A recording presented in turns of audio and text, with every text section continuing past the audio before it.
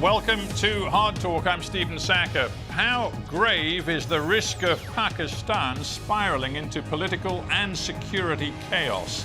Terror attacks continue to impose a heavy toll, whilst the nation braces for a potentially destabilising election season. And at the heart of the political turbulence, my guest today, former Prime Minister Imran Khan, currently facing close to 200 charges which threaten his PTI party's ability to mount an electoral challenge. Has Pakistan's populist political star been outmanoeuvred by the generals who once backed him?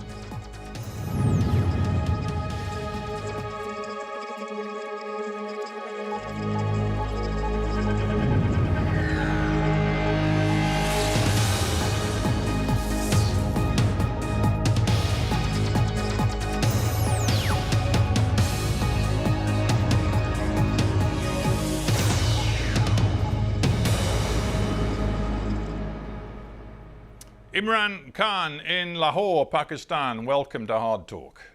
From the outside, Mr. Khan, it looks as though a legal noose is tightening around your neck. Does it feel that way to you? Yes, Stephen, it's been like that for a while, ever since I was out of power 14 months, 15 months ago. What was hoped by the establishment which removed me, what they hoped was that the party would just fizzle away. And normally it happens when you're out of power for quite a while. But instead what happened, the most unusual thing in this country, that the party's popularity kept growing. And then in the by-elections that took place, out of 37 by-elections, my party swept 30 of them. And this is despite the establishment backing the government parties. So since then, the attempts are being made to knock me out of the game. I had 2 assassination attempts on me, and apart from that, now I have close to my double century, almost 200 cases, and the whole attempt is to either imprison me or disqualify me, or both. Yeah, you talk about being knocked out of the game. Isn't the reality, now that there are these pretty much 200 cases against you, which include a whole range of charges? The corrupt misuse of official gifts is one, contempt of Pakistan's election commission is another, but then there are others which include, as I understand it, sedition, blasphemy, and one case which even alleges your involvement in a murder. It's becoming so complex and so serious that frankly you don't have time for anything else. Well, you forgot to mention there are about 60 or 70 terrorism cases against me. So all my time is spent from going from one court to another courtroom. I have made in 2 months over 350 court appearances, and my legal team is busy fending off one case after the other. But the thing is, nothing sticks because these are frivolous, bogus cases. And what now they are planning to do is to have military courts. And this is right now in the Supreme Court, whether the courts will allow military courts or not. And the objective of the military court is that there I certainly will be sentenced. Mm. Your contention, I guess, is that you're guilty of absolutely nothing. Is that it? Absolutely nothing. Look, Stephen, someone till the age of 70 never had one criminal case against him. In the last few months, how can you have 200 criminal cases? And here's someone who this country knows for 50 years. You know, I'm not someone who this country doesn't know, not just as a cricketer, as someone who has done the biggest charitable projects in our history, who people give more money than anyone in our history, so who trust them, who trust with their money. So people don't believe this. And as a result, according to the opinion polls, rather than the popularity going down, it is just going further up. I'm sure you're familiar with the notion of karma and the phrase, what goes around comes around. Would you accept that one problem for you is that the positions you stake out today are very different from the positions you've taken in the past. And when I say that, I'm thinking, number one, of your enthusiasm for the court's ruling that Nawaz Sharif, back in the period before 2018, should not be allowed to run again for public office. You, for a couple of years, demanded that he be barred from politics. In the end, he was. You said the courts had every right to bar a senior politician from running for office. The courts may well be about to bar you from running for office in the forthcoming election. So it's going to be difficult for you to argue the courts have no right to do that. There's a word or two words, moral equivalence. It's when you equate two completely unrelated incidences and combine them and sort of draw an analogy. Look, Nawaz Sharif, how did he get caught? It was in Panama Papers, that expose that took place, where it was discovered that he had 4 luxury flats in London, which he had not declared and were in his daughter's name. There was 1.5 years in court. There was a joint investigating committee which asked him to provide where did he get the money to buy these 4 flats. When he couldn't, that's when he was disqualified. It cannot be compared with me, where out of almost 200, there are only 2 corruption cases and both I'm fighting, and I'm telling you that both the cases, they will never find anything because there was no corruption.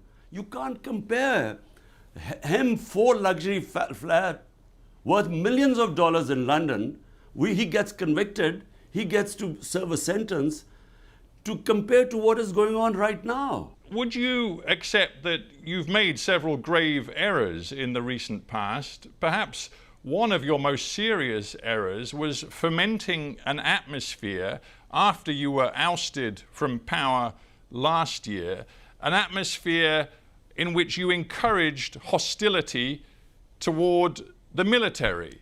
And when you were arrested in May of this year, your supporters immediately took to the streets in violent protest, which included violence directed against military targets, including the house of one senior general. They were your people responding to your rhetoric. Well, Stephen, let me just answer this one by one. Number one, in my 27 years in politics, never have I told anyone ever to be violent. All our protests have been within the Constitution, peaceful protest, which is allowed when we feel any injustice, it is our right to have a protest. And that's what we've done. We did the longest ever protest of 126 days, and not one act of violence ever took place. There were peaceful protests. We used to protest and go back. So first, let me make it clear, and this is what the courts have discovered. When they tried to accuse us, when the government accused us of attacking army buildings, the courts, two judgments now have cleared us that none of us were involved in any of violence. We believe that there should be independent investigation into just four places where the violence took place. But hang on, did you not think for a moment, knowing Pakistan as you do, the polarized feelings amongst your people, did you not think for a moment it was irresponsible of you in the months running up to May 9th of this year to be accusing the military of essentially running a puppet government, of launching a coup d'etat, of taking over Pakistan and completely undermining its democracy? Did you not for a moment think that that might lead to trouble? So, Stephen, what you're saying is that I should not tell what was the truth? Everyone in Pakistan knows what happened. The defense minister, the current sitting defense minister, who's now, who was in the opposition, he has given a public statement that way back in 2020, we were 6 months down the line in our government. He said that the army chief told him categorically that he wanted to get rid of my government. And had it not been for 2 years of COVID-19, which is why he held back, that's the only reason he didn't remove our government. Now, this is from the current defense minister. So no one in this country is in any doubt that it was the ex-army chief who removed my government. In fact, he has bragged. He said he thought Imran Khan was dangerous for Pakistan. That's why he removed me. So this is just a fact. Well, no one. I talked about karma. Yeah, I talked about karma before. The truth is, you rode the tiger of military support for their political candidate. You rode that tiger yourself in 2018. You were close to the military. You remained close to the intelligence services and the military in your early years in power. And it was only when you fell out with the military that you decided you wanted no military meddling in politics. Again, it's hypocrisy. One of the army spokespeople said, well, Imran Khan is the biggest hypocrite. So, Stephen, I need to correct you again. My party is the only party that was not created by military dictators. People's Party, Ayub Khan, the first dictator, Zulfikar Ali Bhutto was his minister for 8 years before he left his government and then created the party. Nawaz Sharif was manufactured by General Ziaul Haq. He was a businessman. My party started from zero. 22 years I built my party from scratch. And then, if in 2018 the army backed us, then how come, then despite the establishment openly going against us, trying to dismantle us, how come after we are out of government, we win 30 out of 37 by-elections? How come that has happened? Because the establishment, everyone knows, is standing with the government. So how come we sweep all the by-elections? So clearly we did not come into power because of the army. Where you're right, the army did not oppose me in 2018. That's where you're right. But in 2013, the military establishment backed Nawaz Sharif, brought him into power. That's why we did this protest for 126 days, because we wanted the audit of the elections, because we knew the elections were rigged. But when in 18 we came into power, we asked the opposite. We asked them to open the elections because we knew we had won free and fair elections. Isn't the truth, though, that you believed after you lost that vote of confidence in 2022, you believed you could use people power to force the army to come back to you, in essence, and you were wrong. And going back to what happened in May 2023, when your supporters went to the streets, they committed that violence, including against key military infrastructure, you basically crossed a red line that even supporters of your own PTI party, even former friends and colleagues in your government say is on you. It's your responsibility. To quote your former defense minister, Pervez Katak, he says, all of the political representatives of my new party hold Imran Khan responsible for the tragedy of May 9th. He said Imran Khan's anti-state agenda has been rejected by the masses and his own party's former leadership. Now, Stephen, let me answer this question because it's very important. What happened on the 9th of May? On the 9th of May, I'm sitting in the precincts of the Islamabad High Court. I'm on bail of these many cases, so there was no case on me. I get attacked by the commandos, not by police, by commandos. There are visuals which have gone all over the world. I was attacked. My guards were beaten up, and I was abducted from there, confirmed by the Supreme Court, unlawful and unconstitutional. So what did you think the supporters would do? When they saw the army, the commandos picking me up from there, was there not going to be a protest? But remember, when I was shot and 12 of my other people were wounded, 1 dead, despite that there was no burning, there was no arson. There were peaceful protests, but there were protests without any arson. So how come, this is the big question, when they see me being dragged like the head of the biggest party, abducted, there was going to be a reaction. Now, point is, Were we involved in the arson? Arson only took place in 4 buildings. Okay. They put 10,000 of our workers in jail. Now, Stephen, you've got to listen to this. This is very important. This was all pre-planned. The way the police could have picked me up. Why did they need commandos to pick me up and beat everyone up? Because they wanted a reaction. And but the reaction was peaceful, as it's always been. I want to stop you, Imran Khan, because you have made it clear you accept no responsibility for the violence around May 9th. I understand that, but my point really was to focus on the fact that since May 9th, the extreme pressure put on your PTI party, some of its members from the most senior to the most junior, has led to the implosion of your party. Some of your most senior former lieutenants like Fawad Chowdhury, Pervez Khattak, whom I've mentioned, Jahangir Tareen, they've all left. Some of them have set up new political parties. Your party, as it was, frankly, no longer exists.